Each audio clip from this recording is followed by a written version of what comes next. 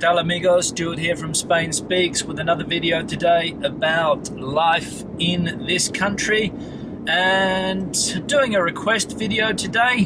One of you, Jay Midnight to be precise, wanted to know about taxes in Spain, the taxes that you need to pay, whether you pay the same if you're a European Union citizen, whether you're a non-European, all of those small questions. So yeah, all right, so we're coming up onto the M30 and I'll take you through the guts of the city, let's say. From a car point of view, always a busy road, this one.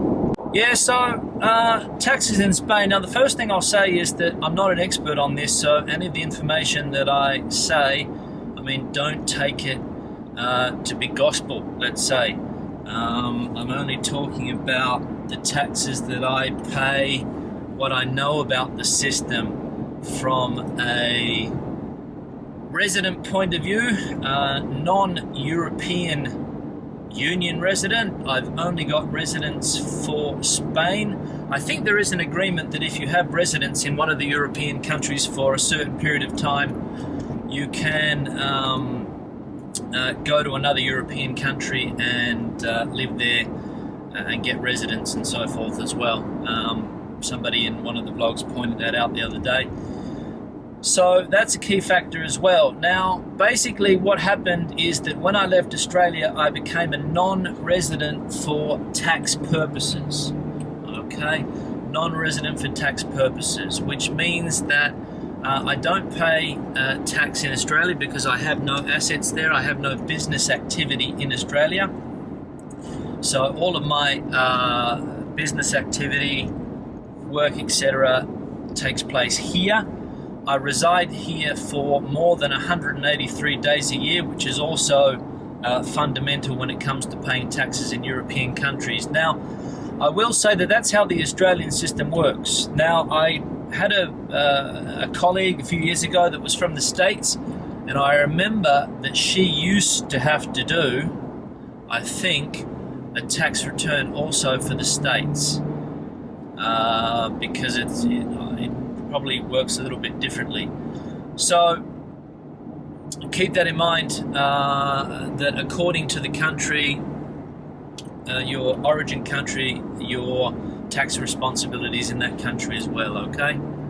But for Australia, non-resident for tax purposes, live here for 183 days, pay all my taxes in Spain. It's my main centre of business activity. Now, that's also something you need to keep in mind as well, that even if you're not residing here, if your main business comes from Spain, let's say for example you've got assets here or some type of business activity, even though you're not residing, I think you're still obliged to pay tax here. So it's 183 days. So as long as you live in a country for 183 days, normally that's where you have to pay your tax. In my case, Spain. Now, I'm not from the European Union, but that doesn't make any difference. I'm a resident here, so as I said, this is where I pay my taxes. Now, I'm self-employed. Well, I have a small company, but I'm also self-employed.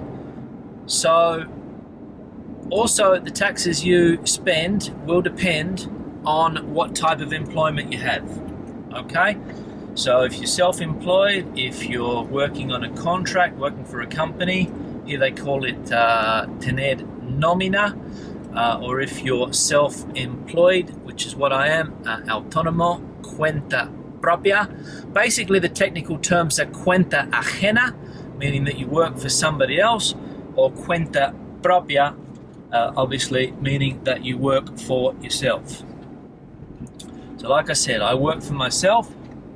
I'm coming up to my destination now, so I might finish this vlog off on the way home. Alright, so picking it up again from where I left off, so 183 days in a country means that you are obliged to pay tax in that country. Now, when it comes to paying income tax in Spain, Spain has a pay-as-you-go or pay-as-you-earn tax system. meaning that it gets deducted every month from your salary if you're on a contract or a salaried worker. If you're self-employed, normally the people that you invoice withhold the money for you, and all the information gets sent to the tax department. And then from April to June, I think it is, or maybe July, is when we have the tax period, where you have to do your income tax. And basically you are obliged to do an income tax return if you make 22,000 euros or over, with one single employer. So what that means is that if you have two people paying you, let's say for example you work for one person for 6 months and then you work for somebody else for another 6 months, then you've got two employers, then I think the threshold comes down to 12,000 euros obligatory to do a tax return. All of these things change, every time a new government comes in. So what I say today might not be valid next year, for example. Self-employed, as I said, I think it's about 20% tax that gets withheld every month, and also another outgoing expense that you're going to have working in Spain is your social security. If you're self-employed, you have to pay it yourself. If you work for a company, they will also deduct that from your salary every month, and that is a fairly big quota. So social security in Spain is one of the heaviest contributions that you make to the system, let's say, and that gives you access to healthcare. Basically, that's all you get, plus a pension in the future, providing that there's going to be a pension system in the future. That's also debatable, so keep that in mind as well. So basically, let's say if you're earning 1,000 euros a month, self-employed, you're going to have to pay 260 euros for the social security. You're going to have to pay 20% of that tax. So yeah, that's 200, about 400 euros is going to be bang straight out of your pocket every month on a salary of 1,000 euros. Now obviously the more you make, the less the more tax you're going to pay, but your social security contributions, if you're self-employed, they remain the same unless you want to pay more. You can pay more if you want to try to get a bigger pension, let's say, in the future, so you can pay more from that point of view.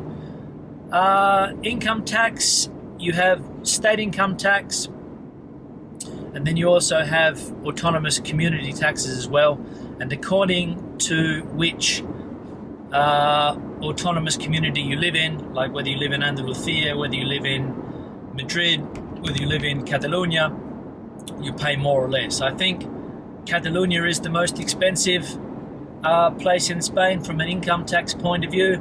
I think Madrid is the cheapest. Don't quote me on that. At least it was in the past. It might have changed. I have no idea. But basically that's it. The top tax bracket is around probably 50%, maybe a little bit more in some areas, perhaps a little bit less in others. So it's a fair whack if you are a high salary earner. Of course, the contributions that you make to the social security every month, if you're a salaried worker, also go to giving you unemployment benefits should you lose your job. Remember that the compensation system for salaried workers in Spain also is fairly good from a redundancy point of view. If you get made redundant, companies are obliged to pay you quite well. Self-employed, you don't get any of that. You don't get any unemployment. You don't get any money, obviously, if one of your contracts is cancelled. So keep that in mind. Weigh up the pros and cons of being self-employed or working on a contract or for a company salaried worker. So keep all those things in mind as well. local taxes, if you rent, you don't have to worry about local taxes unless it's stipulated in your contract that you have to pay them. Normally that's not the case. Normally the person who owns the property takes care of all of those taxes. But if you decide to buy property, it all depends on the municipality that you live in. For example, where I live, the local taxes are, if you have a vehicle, of course, you pay a local tax, local vehicle tax. There's also a tax for rubbish collection. There's also a tax for what's known as a bardo. A bardo is if you have like a garage and it's to protect the door so that nobody parks in front of the door. You have to pay for that as well. That's a municipal tax as well. And also a thing called IBI, which is housing tax or property tax, which you pay every year as well. Again, according to the municipality that you live in, you'll be paying more or less. And also the size of your house, how many square meters, all of those things are taken into consideration when you pay that particular property tax.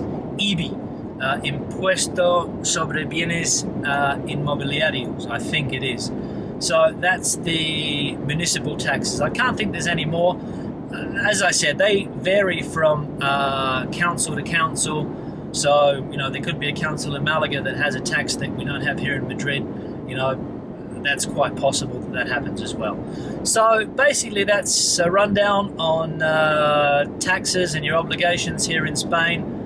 To be quite honest, I don't find Spain to be an overly expensive country from a tax point of view. Yeah, you pay. You can get money back every year if you don't. If you do your tax return well. So those are things that you have to keep in mind.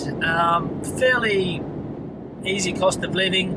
VAT, they call it here IVA. Another thing that you need to take into consideration if you're self-employed, whether you have to pay that or not, especially if you're giving a service, like if you're a translator, you have to add 21%. I think it's 21 at the moment, 21% on top of every invoice that you send out.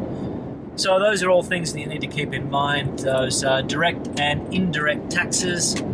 So basically that's all. I'll sign off from this vlog now.